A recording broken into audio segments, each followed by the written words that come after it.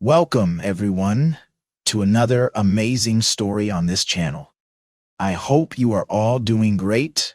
The. If you are here, that means you love learning through stories. And today I have something truly special for you.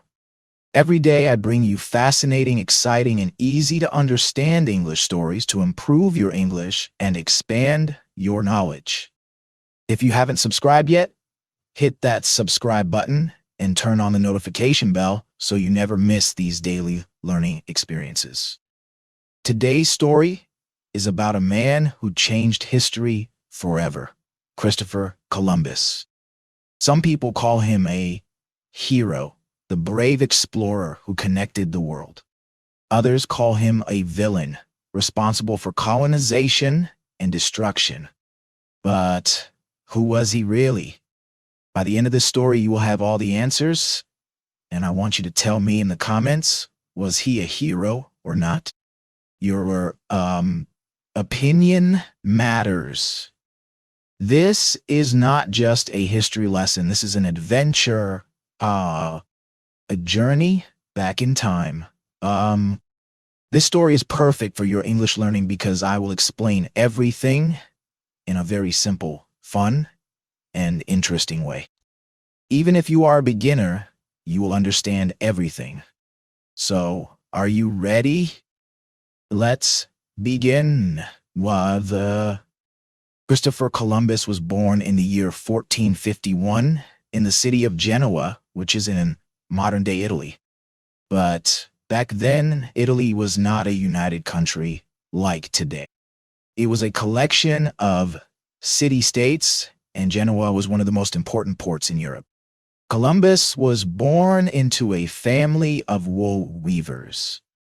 His father, Domenico Colombo, was a wool merchant, and his mother, Susanna Fontanarosa, was a weaver. They were not rich, but they worked hard to provide for their children. Even as a child, Columbus was different from other kids. While most children in Genoa wanted to work in their family businesses, Columbus dreamed of the sea. He loved watching the ships come and go, carrying spices, silk, and gold from distant lands. He would run to the port every day listening to sailors' stories about the great, unknown world beyond the ocean. But there was one problem. Columbus did not belong to a rich family.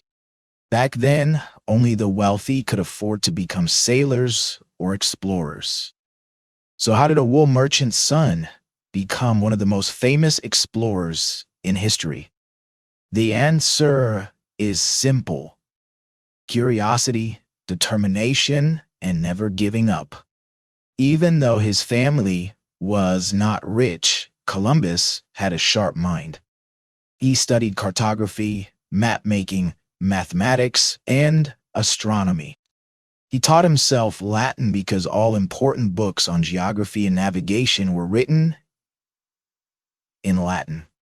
At the age of 14, he got his first chance to sail on a ship. It was dangerous because the sea was full of pirates and enemy ships. But Columbus loved every moment of it. The ocean was his true home. For the next 10 years, he traveled across the Mediterranean Sea, learning everything about sailing. He became an expert in navigation and started developing a crazy idea. What if there was a faster way to reach Asia?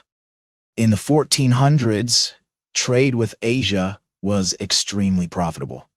Spices, silk, and gold from India and China were in high demand. But there was a problem. Getting to Asia was difficult. The land route, Silk Road, was controlled by the Ottoman Empire, making it dangerous and expensive. The sea route was very long, going around Africa. Columbus had a bold idea. What if I sail west across the Atlantic Ocean to reach Asia. The earth is round, so I will eventually reach the other side. It sounded logical, but there was a problem. Locals and Englishmen often believed him. Most people at that time thought the Atlantic Ocean was too vast and full of dangers. Some even believed that beyond the ocean there were monsters, or that a ship would fall off the edge of the world.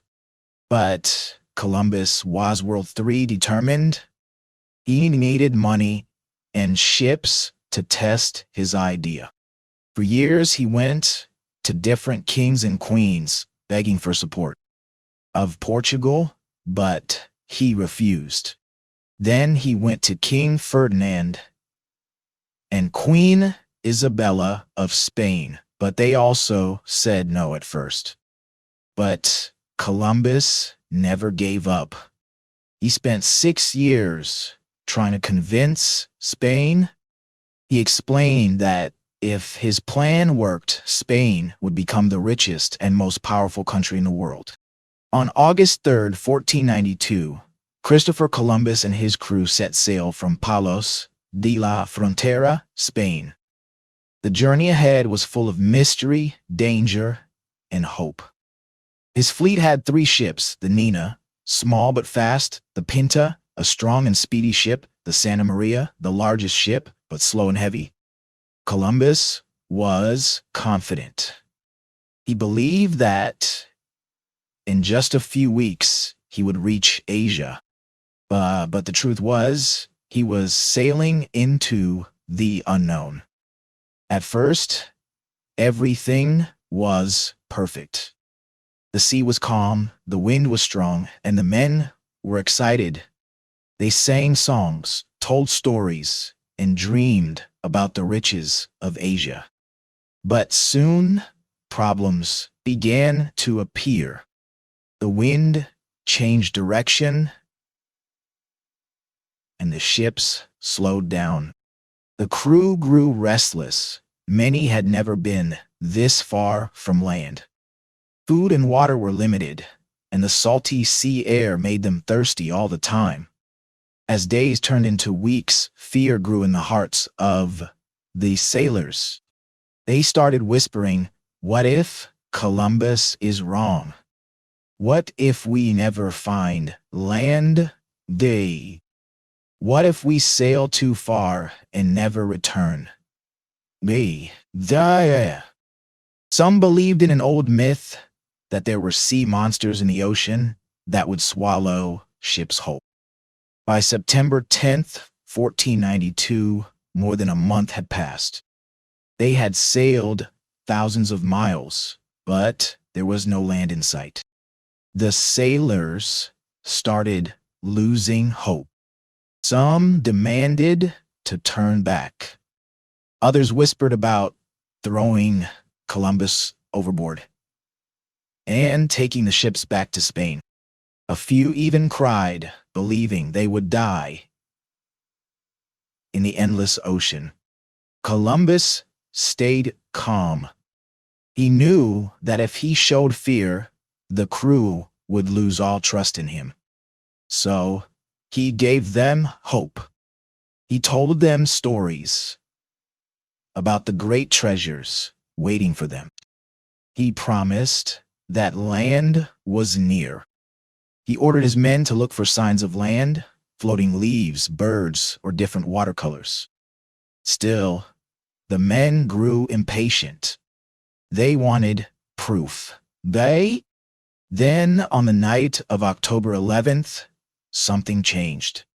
One of the sailors, Rodrigo de Triana, shouted from the Pinta, "Tierra, tierra, land, land."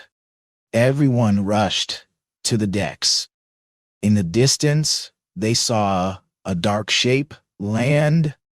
Tears filled their eyes. They laughed, they hugged, and some even knelt down to pray.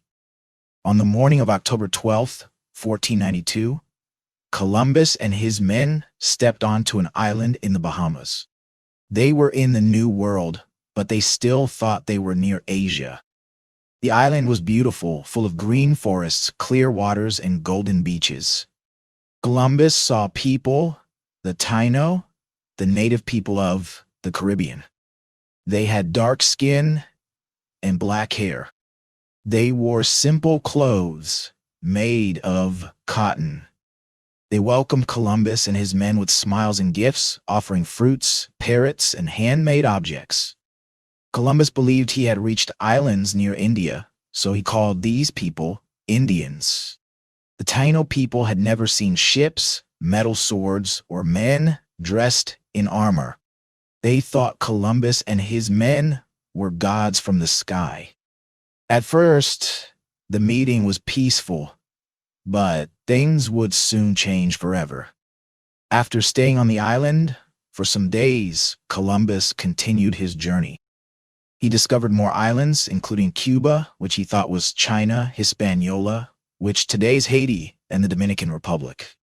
On Hispaniola, he found a golden opportunity, literally.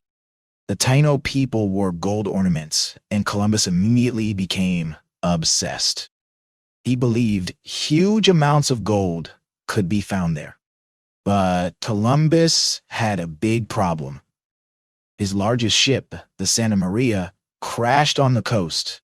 Since he couldn't take all his men back to Spain, he left 39 of his men behind to start a settlement called La Navidad, the Christmas settlement.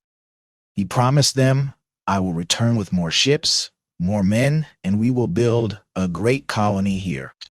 Then he set sail for Spain. The journey back was dangerous.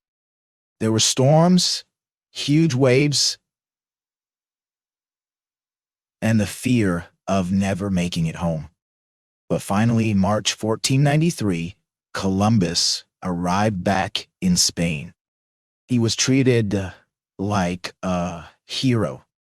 People cheered his name in the streets. King Ferdinand and Queen Isabella welcomed him like a conquering warrior. He showed them gold, exotic fruits, and parrots.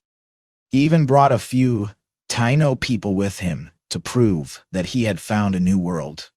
The Spanish rulers were amazed. They immediately gave him more ships, more men, and more money. Columbus had won their trust. But what nobody knew was that his next voyage would change history forever, and not in a good way. Christopher Columbus's personal life. Christopher Columbus was not just an explorer. He was also a husband, a father, and a man with big dreams. Columbus married Philippa Moniz Perestrelo, a Portuguese noblewoman. They had a son named Diego Columbus. Sadly, Philippa died young, leaving Columbus a widower. Later, Columbus had a second relationship with a Spanish woman named Beatriz Enriquez de Arana. They had a son named Ferdinand Columbus, who later wrote a book about his father's life.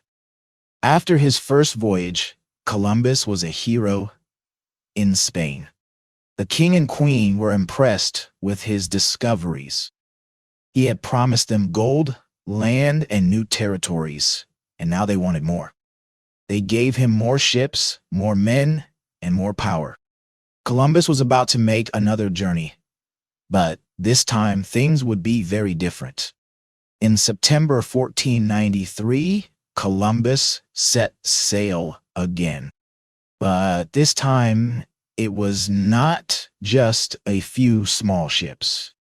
He had 17 ships, a huge fleet. He had over 1,200 men, including soldiers, priests, and farmers. He brought animals like horses, pigs, and cows to start a new colony. Columbus was not just exploring anymore. Now he was bringing people to settle in the new world. He was building a Spanish empire. After a long journey, they finally reached Hispaniola, where Columbus had left his men at La Navidad, the Christmas settlement. But when they arrived, something was wrong. The settlement was destroyed. There were no Spanish men left, only burned ruins, and silence remained. What had happened? Columbus soon learned the shocking truth. His men had treated the Taino people badly. They had stolen food, taken women, and used violence. The Taino had fought back and killed all the Spaniards. This was the first major conflict between Europeans and the indigenous people of the Americas. And it was only the beginning. Columbus was angry and determined. He decided to build a new colony called Isabela and made himself the governor. He forced the Taino people to give gold. He started taking land for Spain. He made the natives work for the Spanish. At first, the Taino tried to be friendly, but soon they realized Columbus and his men were not here just to trade. They wanted to take over everything. Tensions grew. Some Taino fought back. Columbus used force to control them, and the Spanish built forts and weapons to stay in power. This was the beginning of European colonization in the Americas. By 1498, Columbus had made 2 voyages. Now it was time for a third, but things were not going well. Back in Spain, people were starting to doubt him. They had expected huge amounts of gold, but they were not getting rich fast enough. Some Spanish settlers in the New World hated Columbus's rule. They said he was too harsh, but Columbus was still determined. He returned to the Caribbean with 6 more ships. This time, he found something new. He discovered the South American mainland. He became the first European to see Venezuela, but his problems were getting bigger. In 1500, the Spanish king and queen sent an investigator to check on Columbus. They had heard bad reports. People said Columbus was cruel and unfair. Some Spanish settlers had rebelled against him. Many were angry because they were not getting rich. Columbus had used harsh punishments to control the people. The investigator arrested Columbus and sent him back to Spain in chains. It was a shocking fall for a man who had once been treated like a hero. Even though Columbus had been arrested, he was later forgiven. In 1502, he was allowed to make one final voyage. But this journey was the hardest of all. His ships were damaged in storms. His men were tired and sick. He was stranded in Jamaica for a year, waiting for help. By 1504, Columbus returned to Spain for the last time. By now, Columbus was old, sick, and tired. The world had moved on. And Spain was more focused on other explorers. Columbus never got the huge riches he had dreamed of. Christopher Columbus died on May 20th, 1506, in Spain. He was 55 years old. He had made 4 great voyages across the Atlantic Ocean. He had discovered new lands, met new people, and changed history forever. But in his final days, Columbus was not a happy man. He was sick, weak, and forgotten. He never got the title he wanted, governor of the New World.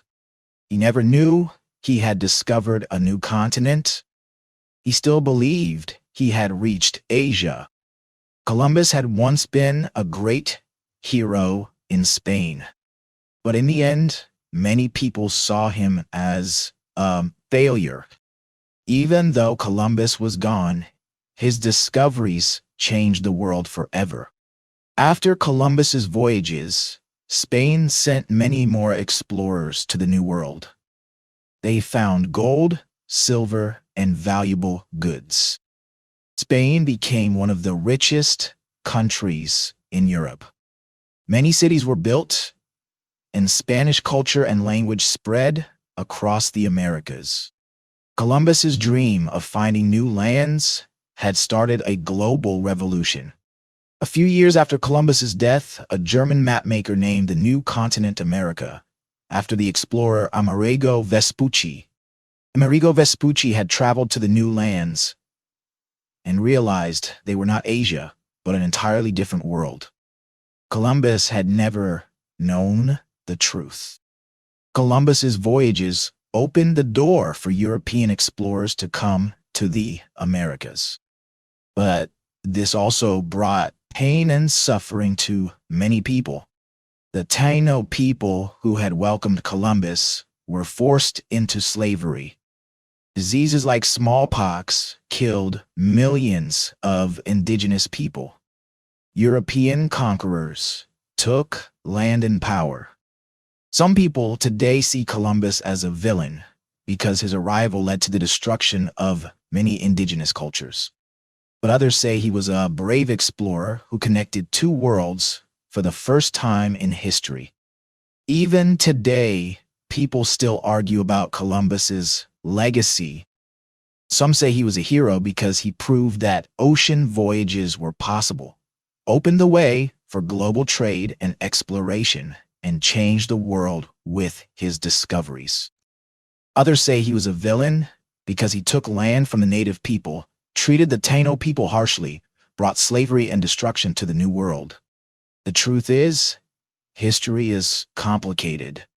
Columbus was not a perfect man. He was ambitious, brave, and determined, but also harsh and ruthless. Today, Columbus is remembered in many ways.